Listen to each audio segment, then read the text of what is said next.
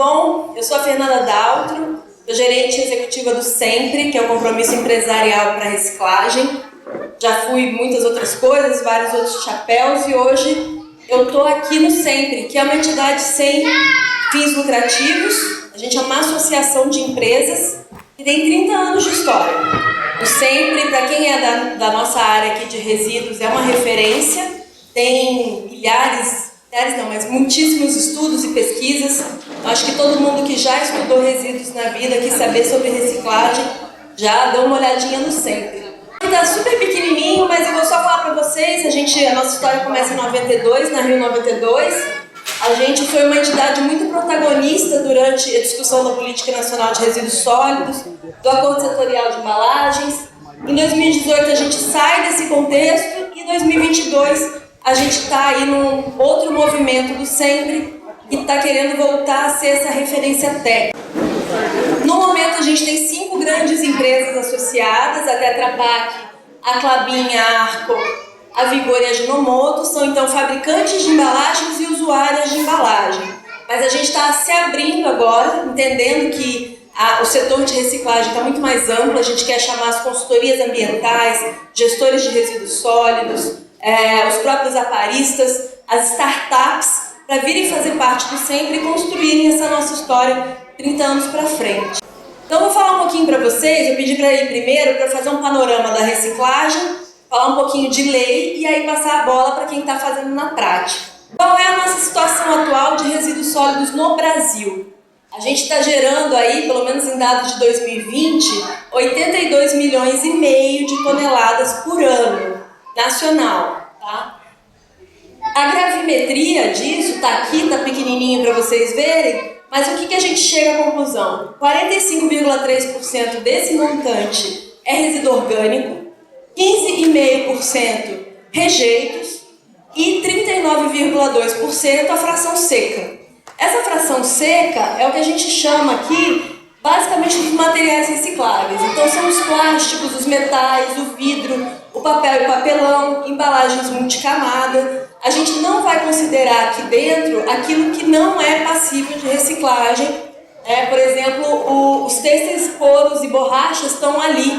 Eles são parte da fração seca, mas a gente vai falar um pouquinho daquilo que é mais correntemente reciclado. Vamos aí, né? Claro que a gente ouviu as possibilidades de reciclagem dos têxteis hoje, eu fiquei super impressionada, mas vamos falar daquilo que naturalmente, tradicionalmente a gente tem um caminho na cadeia da reciclagem. Pode passar.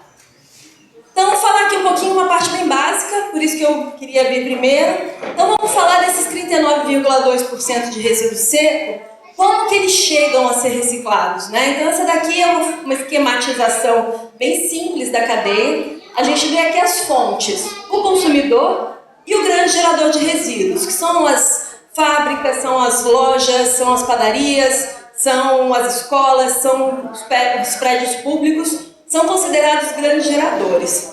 Geralmente, esse pessoal aqui precisa ter um plano próprio de gestão de resíduos e é uma gestora de resíduos sólidos que pega o seu reciclável. Vamos falar do consumidor, que somos nós. Cada casa que gera o seu resíduo, em tese deveria separar e, em tese, teria aqui algum ator fazendo essa coleta, né? Então, a gente tem catadores individuais, que são aqueles catadores que não estão organizados em cooperativa ou associação. A gente tem as cooperativas e associações e a coleta municipal, né? Então, vamos dizer que nós, consumidores, separamos nosso reciclável, deixamos do lado de fora da nossa casa, na esperança de que alguém passe para recolher e aquilo siga na cadeia da reciclagem.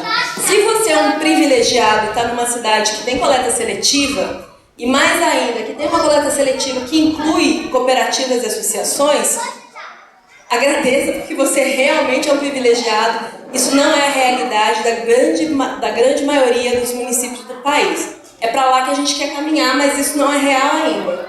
Enfim, saiu da fonte geradora, foi coletado por alguém. Todos esses atores vendem esse material para o comércio de material recicláveis.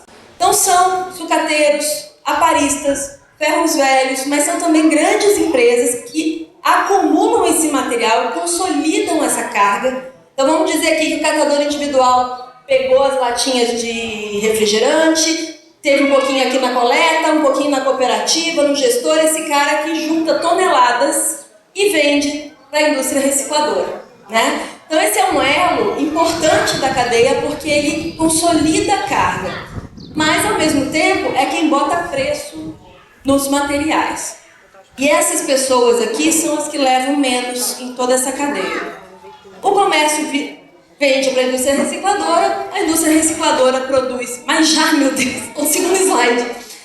A indústria recicladora produz a resina, o material, e a empresa dona de marca utiliza aquilo para produzir os seus produtos. Então hoje as taxas de reciclagem das embalagens estão aqui, né? A gente sabe que as latinhas têm quase 100% de reciclagem, a longa-vida está ali nos 36%, o papel nos 67%, o vidro 26%, o plástico 23% e o aço 47%. Esses números, eles são bons ou ruins? Eu diria que eles são bons, em comparação aos números lá de fora. A gente tem um bom índice de reciclagem, mas é sempre importante lembrar que a gente só tem esses números de reciclagem que eles estão baseados na nossa pobreza. 90% do material coletado no Brasil é coletado por catadores individuais e não recebem por esse serviço, eles meramente recebem pela venda do material. Então, esses números, especialmente esse número, é todo baseado na nossa miséria. É muito triste. Então, a responsabilidade compartilhada é a logística reversa. Pode passar. Na Política Nacional de Resíduos, a responsabilidade compartilhada é muito importante. Então, quem é responsável pelo ciclo de vida dos produtos? Todas esses entes são responsáveis de forma individualizada e encadeada. Então, os fabricantes, importadores, distribuidores, comerciantes, consumidores e titulares de limpeza pública. Todos esses são responsáveis de forma encadeada, que nem eu mostrei ali naquela cadeia, pela reciclagem, pelo ciclo de vida dos produtos. E o que é a logística reversa? A logística reversa é a responsabilidade do setor privado em recolher o resíduo gerado a partir do consumo dos seus produtos, né?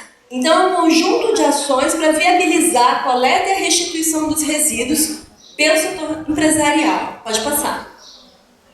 Só que aí a gente vem, cadê a Fernanda, já está aí? Aí a gente vem para a área cinza, aonde acaba o trabalho da coleta seletiva e começa o trabalho das empresas. Aonde acaba a coleta seletiva e começa a logística reversa. Essa é uma questão muito séria que é o grande embate de empresas e governos até hoje. Quem é que paga a conta? Né? Muita gente vai dizer que é só as empresas. Mas pela Política Nacional de Resíduos, a gente vê que é responsabilidade do município estabelecer um sistema de coleta seletiva. E é responsabilidade das empresas, de forma independente do serviço público, atender e recolher e implementar sistemas de logística reversa. Tá? Então, esse daqui é o grande drama. Onde é que acaba um e começa o outro? E uma coisa que não dá para esperar é que todo o setor privado pague pela coleta seletiva. Não é função do setor privado. Então, ontem a Fernanda estava falando aqui, a Fernanda Peralta falando, e eu achei muito bom, porque é função do Estado, é função da Prefeitura. Então, aqui são os sistemas de logística reversa, a Ana falou ontem, né? E de todos esses que já estão implementados de uma forma ou de outra, que têm acordos setoriais com o Ministério do Meio Ambiente, o mais complexo é mesmo de embalagens em geral. Se vocês quiserem conhecer todos, eles estão disponíveis no site do Ministério do Meio Ambiente, no SINIR, é o Sistema Nacional de Informações sobre Resíduos. Eu vou deixar a apresentação também, pode passar. Então, qual é o ponto crítico da logística reversa das embalagens? Então, qual é o ponto crítico da logística reversa de embalagens? Vai estar na coleta, né? Então, vocês mesmos estavam perguntando: onde é que eu posso deixar meus resíduos têxteis? Onde é que eu posso deixar meus resíduos recicláveis? É muito complexo quando você não tem a prefeitura oferecendo a coleta seletiva.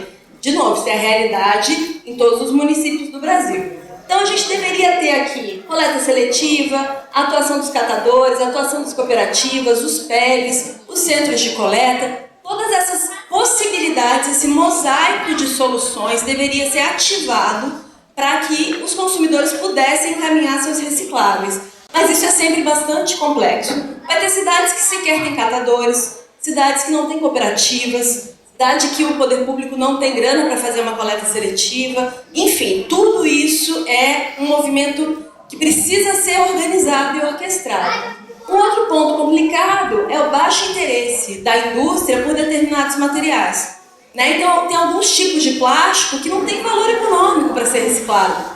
Tem alguns tipos de materiais, por exemplo, vidro, que só faz sentido você fazer logística daquele resíduo próximo a uma fábrica recicladora de vidro, uma fábrica de vidro. Você não consegue trazer do interior, do Nordeste, do Norte, para o Sudeste para reciclar. Então isso acaba inviabilizando, por mais que seja 100% reciclável o vidro, você inviabiliza essa cadeia. Pode passar, Mário. Então, na situação atual da questão de embalagens, a gente tem ainda em vigor um acordo setorial de embalagens que é fraco, que já tentou atender os 22% que a legislação exige hoje, mas, em vez de discutir uma segunda fase, o governo está colocando em consulta pública 3 decretos para embalagens de plástico, embalagens de papel e papelão e embalagens de metal.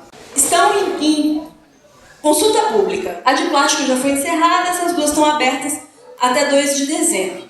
Se esses decretos vão sair ou não, a gente está num limbo, porque está em mudança de governo. Então, tudo pode ser rediscutido. Consulta pública não significa que vai ser aprovado desse jeito ou daquele jeito, tá? Mas, de qualquer maneira, esses decretos, eles passam a estabelecer, junto com o Planares, que é o Plano Nacional de Resíduos Sólidos, metas gradualmente, assim, que vão crescendo de reciclagem desses materiais. Então isso aperta mais a responsabilidade das empresas, mas ao mesmo tempo tem que apertar também a responsabilidade do poder público em favorecer que os municípios consigam oferecer coleta seletiva. Então é um imbróglio aqui a ser resolvido, que a nossa participação, era só a última mensagem que eu queria deixar, é o seguinte: a nossa ação individual é mega importante.